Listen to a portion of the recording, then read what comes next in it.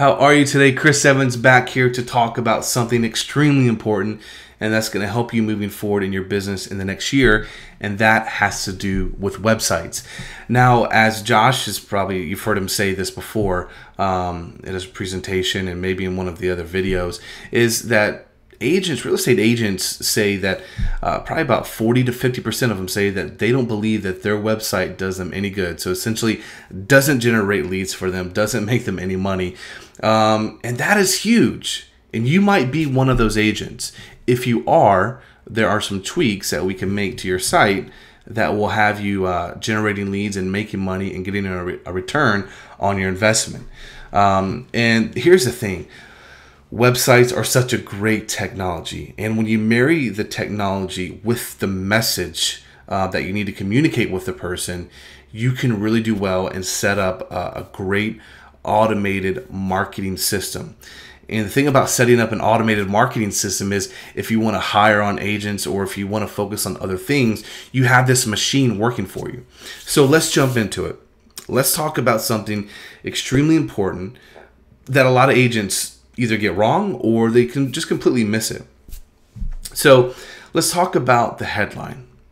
The headline is important because the whole goal of the headline is to grab your prospects' attention and bring them in to what you are doing on the website. So let's say that you have a short sale website. Your focus is to get short sale business. And let's say you're the top short sale agent in your city or your county. So one example for a headline would be top short sale agent in Richmond County reveals the top 5 mistakes that home sellers make and how you can avoid them. So that's something that could be interesting to someone who is looking at short selling their house. Or if you want to flip-flop it over to somebody who's interested in buying a short sale. You know, it could be top short sale agent in Richmond County reveals the 3 mistakes that purchasers make when buying a short sale and how you can avoid them. So something that you pull them in. So the purpose of that headline is to pull them in and to get them interested in what else you have going on your site, in your homepage. So something that you can avoid or that you must avoid is being cliche. Being cliche and also doing things that agents in your city, other agents in your city are already doing. You want to look at what they're doing and do something different, do something better, and really stand out from that crowd. So that way when you're sending traffic to your site, then hopefully you're going to grab their attention and they're going to want to connect with you and really respond to your call to action, which is what I'll talk about in my next video. So avoid cliche. Make sure that when somebody hits your website, they understand what you're about and the message that you're trying to convey. Now, here's the thing. You're going to have, hopefully, you don't just have one website. But you want to have multiple websites. You want to have a website that's focused on short sales, a website that's focused on the investor, the second home buyer, asset managers. And so, and the whole reason is because you need to speak to those individual audiences. Because a short sale person is going to they're going to need a different message than somebody who is looking at buying a luxury home or somebody who's buying a second home or whatever that case may be. And the whole thing is you want conversions, right? You want to put people into that marketing funnel, that machine that you set up.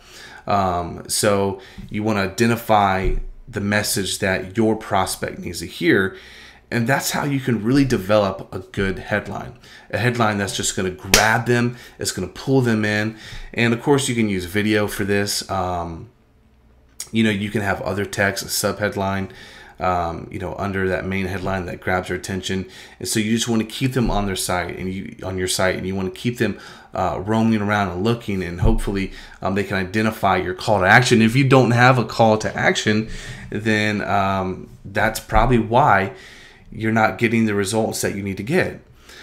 And a lot of people don't. They have a lot of stuff about the community and just things that really benefit you as the agent. So your main priority is to get them to respond to some kind of call to action, that where you put them into a funnel and you can nurture that relationship with them.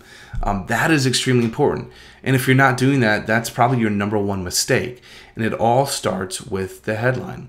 And the headline could be different, again, for different sites, and are gonna have different purposes. So, for example, if you just have a home search website, and you're sending paid traffic there, a headline could be, something like, let's say you're sending foreclosure buyers to that site. It could be a headline to the effect of search the hottest 100 foreclosure properties in Richmond County before anyone else. Something that would speak to an investor, somebody who's looking at foreclosure properties, perhaps.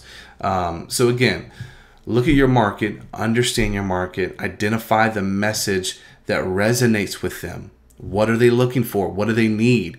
And then based off that, that's how you can start structuring your headline.